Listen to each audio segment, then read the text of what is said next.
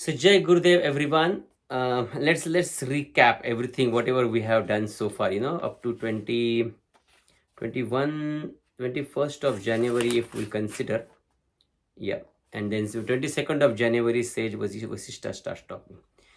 So the whole Yoga Vasishta begins with the question, and the question is from one of the sage asked the another sage. Like what is the problem in the liberation? Which one of these two is conducive? Work or knowledge? So whether I should keep working, I should follow the karma yoga, or I should follow the jnana yoga. What is very important for the liberation? And then the answer comes like like the bird needs two wings to fly. It is very important that you should keep doing working also, and you should keep doing collecting knowledge also. Why this is important? Because long back that time also, any of the sages or any of the person who has understood this knowledge and who has really grounded into this and understood really how this creation is working and how these things are going on, they will never advise anyone to stop working and not take any responsibility and go away and live your life in isolation. You have to keep doing something all the time, because if you stop doing the something also, then in your body lots of things are happening. Thoughts are coming, your body is digesting food, your hair are growing, your nails are growing, you are feeling hungry, you are feeling sleepy. All these are nothing but the actions, and all these actions will keep happening irrespective of whether you do physically or you don't do physically, or you do mentally or you don't do mentally. All these are natural actions, and they will always be there till the end of this body. Till the time you got this body, these actions will continue. Till the time you have this mind, the actions will continue of the thoughts coming, emotions coming, you acting on the emotions, you not acting on the emotions is also action. So that's why both the things are important. Once you understand the knowledge, after that also it is very important to have the balance of both. That is both required for our living. And then it reaches to the Valmiki, where he says on page number 2, which is the 2nd of January, that I will tell you the story between the Rama and Vasishta, and it is for the one who feels like I am bound and I should be liberated. So if you are thinking you are bound and there is something inside you that needs to be found, after finding that you will feel the liberated. Now what is liberation? You are liberating from your own concepts, you are liberating from your own mind. There is no third person here. So you have created these concepts, you have got this mind, you have got this intellect. This is all your own creation. You were born completely innocent till year 1, year 2 of your age. You are not understanding anything, you are not even aware of your name. After that, somebody told you your name is so and so, your gender is so and so, you should behave like this, you should not behave like that, and the whole journey started. Then in our social system, in our family system, in our education system, in our all these growing ages, whatever we have gone through, different developmental cycles and developmental profiles, we have accepted, we have got this knowledge, and we have accepted all this knowledge, we understood all this knowledge, and all this knowledge has created a concepts in our mind. And now what you have is that a conceptual mind, and basically we are trapped into that. That's it, there is nothing else. Your body is dead body, it has got no say over you, because your body do not do anything. It is your mind who does the action, and the body is just like that action is carried out. All right. So you are seeking liberation from your own concepts. That's it. The moment you will realize everything inside me, including that I'm thinking that I'm in this body form, I'm in this mind form, I am living, I am born, I will be dead, all this will vanish. You will not feel any of this burden on you, and you will feel absolutely free.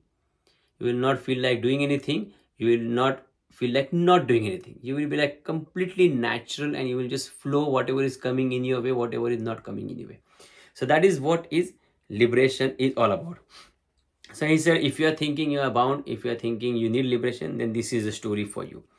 Now this continues with giving the very nice examples, which comes again and again in this scripture. Like on the next page, like like the blueness of the sky. The sky is not blue, basically it's all the black thing there, but the reflection of the sun rays comes and this goes back, the blue color goes back in the sky. That's why when we look at the sky we see that blue color. That's why the sky is blue. That is a complete basically science. And even the sun rays which comes from the sun, now this is very interesting, the sun rays which comes from the sun, they are also completely black. When they come in the contact with the object, then they, any light when it travels in the time, in the space, it is black. When that light comes in the contact with the object, it reflects from the object, and then we see, oh, there is a light. All right, so if you look at the sky at the night, it is the same sun rays going on, and you can't see that. But the moment it reflects on the earth, it reflects on the moon, it starts, you can start seeing the light. That's why it is, we can basically see the light because of the objects in the sky.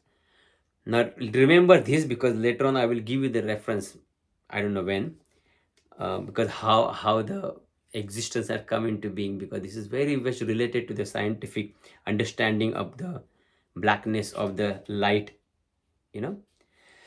So okay, then he says about the conditioning. There are two types of conditioning, you know, pure conditioning and impure conditioning. Impure conditioning causes the birth, and pure conditioning liberates one from the birth. Now understand, impure conditioning means you are bound with your desires, nothing else. I want this, I need this, I should have this. Now if you have a strong desire of something, and if you sleep at night, in the morning when you get up, that strong desire will still stay there. It's about fear, it's about your desire about eating something, or desire about fulfilling some activity, anything, you know. If you sleep with that, you will get up in the morning and that thought, that desire will be there. The same thing happens when we die. That particular stronger desire which is there, along with the consciousness, those impressions get carried out, and whenever they see a suitable body which will be able to fulfill these desires, that's it. The same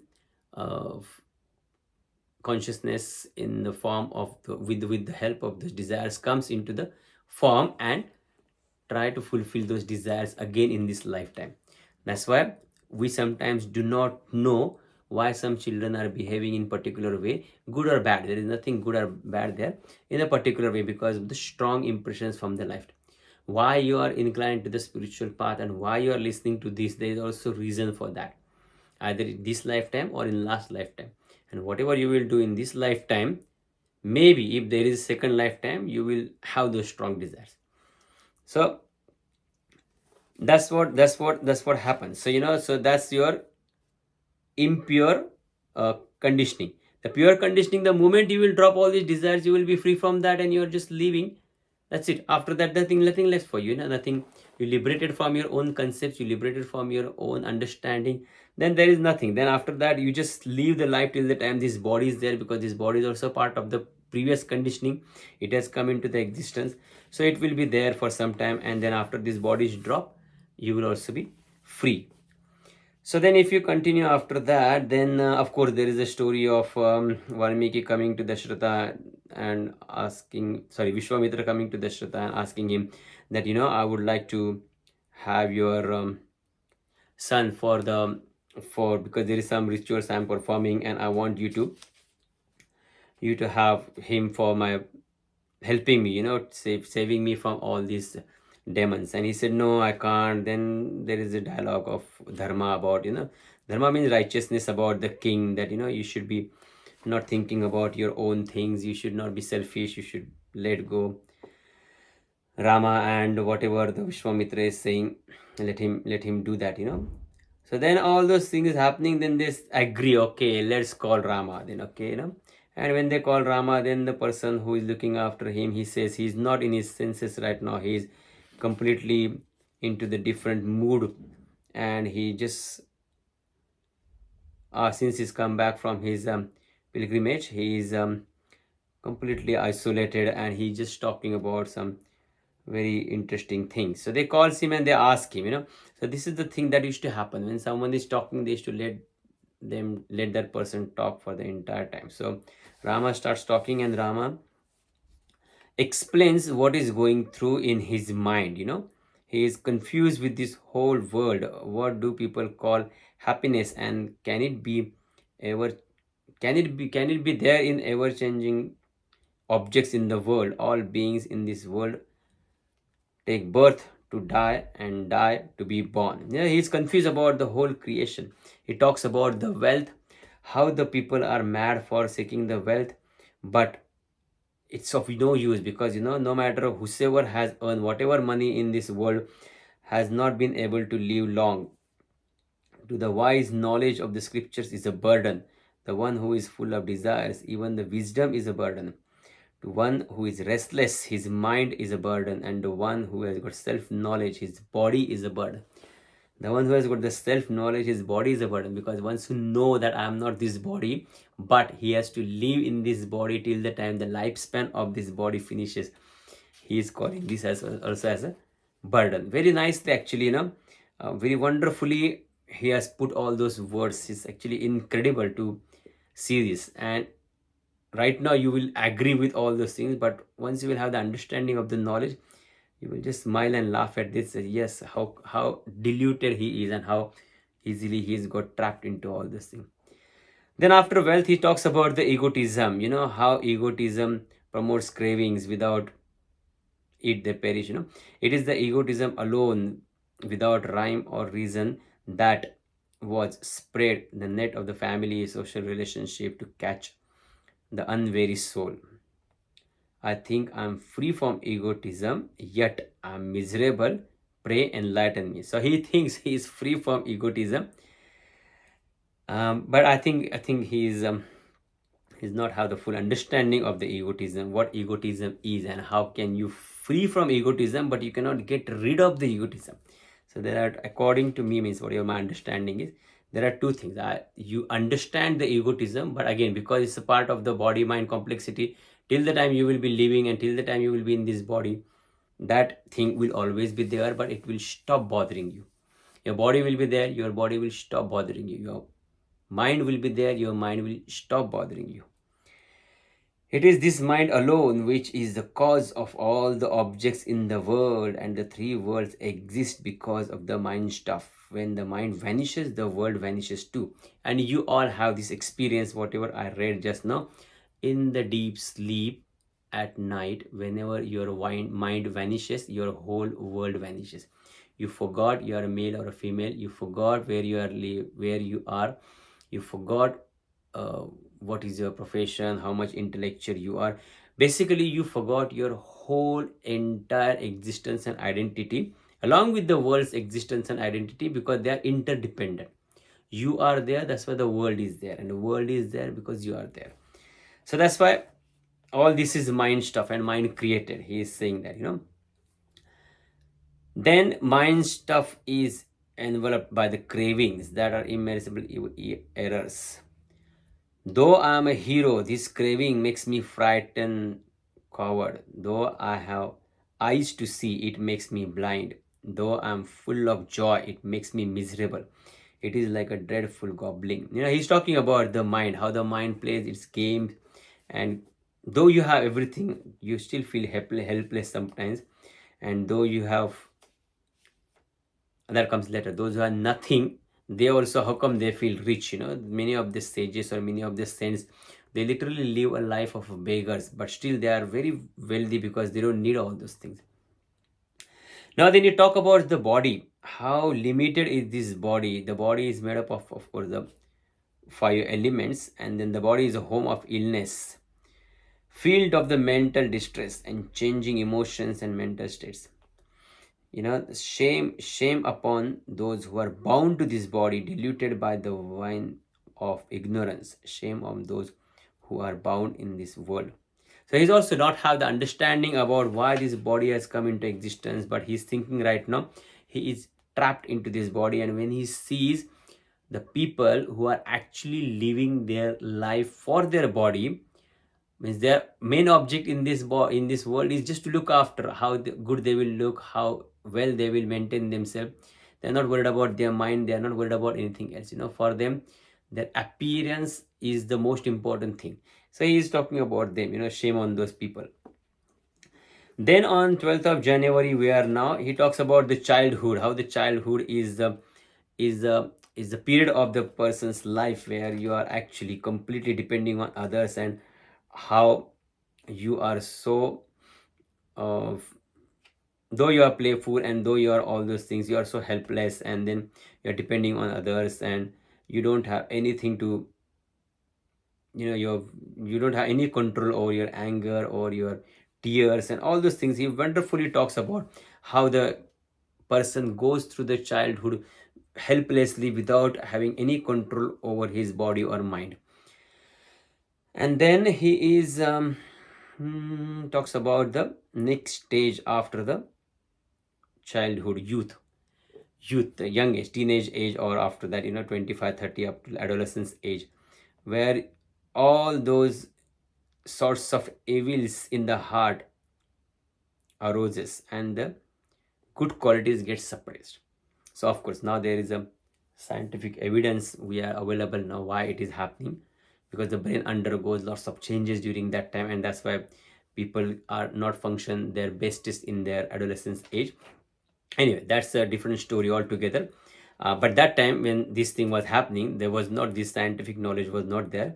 So he has raised this question, and he's absolutely right. If you see, young age, you just keep doing everything that is actually literally nonsense and not required for you, taking the risks, saying, giving back answers to the elders around us, not respecting them, not following them, just doing whatever you feel like doing, being the slave to the sexual attractions, and going through all this period of while it lasts in this, all this period of where you are doing lots of not required things in the in the world.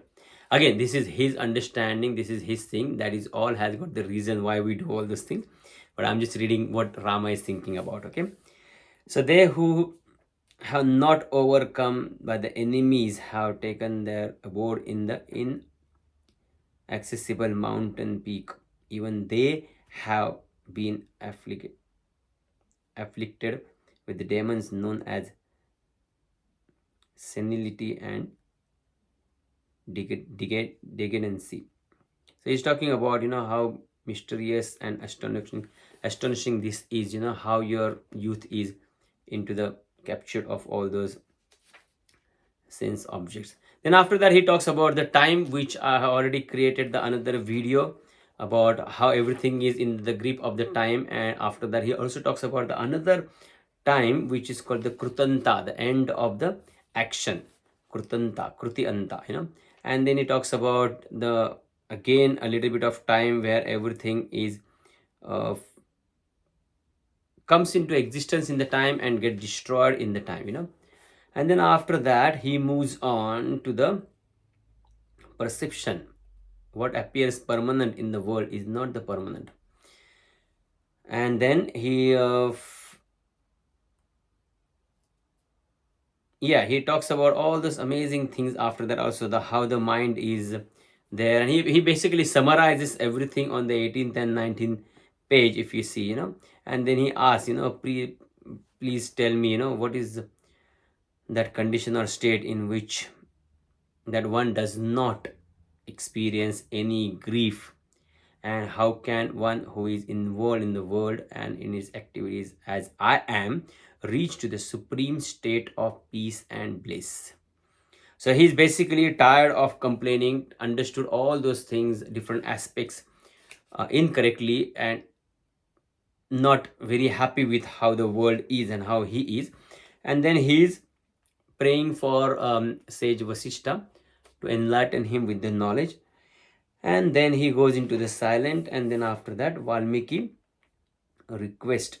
Everybody is very happy with the way he's talked and discussed and explain his situation, because it's very very difficult and very not that easy to express exactly how you're feeling.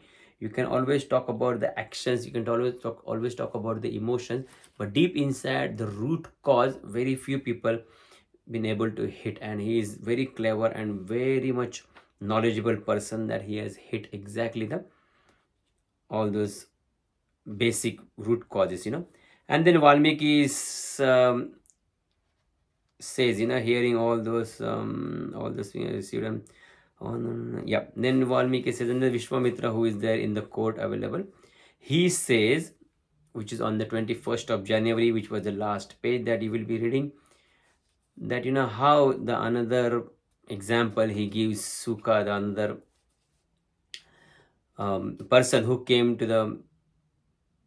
arrived at the truth concerning existence after the deep contemplation of this world, deep contemplation of this world. So means basically that is what is again the key. You have to contemplate, you have to question, challenge, or keep discussing, keep thinking, then only the truth will start revealing.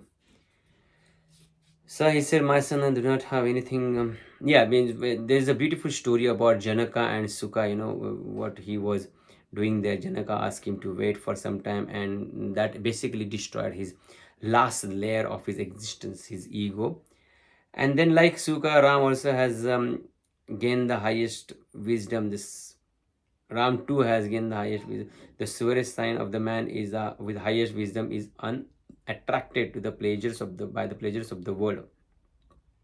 He truly is liberated sage who by nature is not swayed by the sense pleasures without the motivation of fame and other incentives. And I pray that sage Vasishta should be instruct Rama that he will be confirmed in his wisdom and we too may be inspired. So this is how it has come to that level where the introduction of the Yoga Vasishta according to me is finished, because Rama asking these questions and then initiating this process is very important. Someone like says Vasishta will not open his mouth and say anything until and unless the right question at the right time in the right way has been asked, and that is been done very well done by Rama. So now Vasishta will start talking, and we will also end here, and we will do the summary about that as we go ahead. So very well done those who are doing this, those who are not doing this. If you understood this summary and if you want to continue your journey from 21st of January, you are most welcome to do that, and we will be there with you. All right. Jai Gurudev.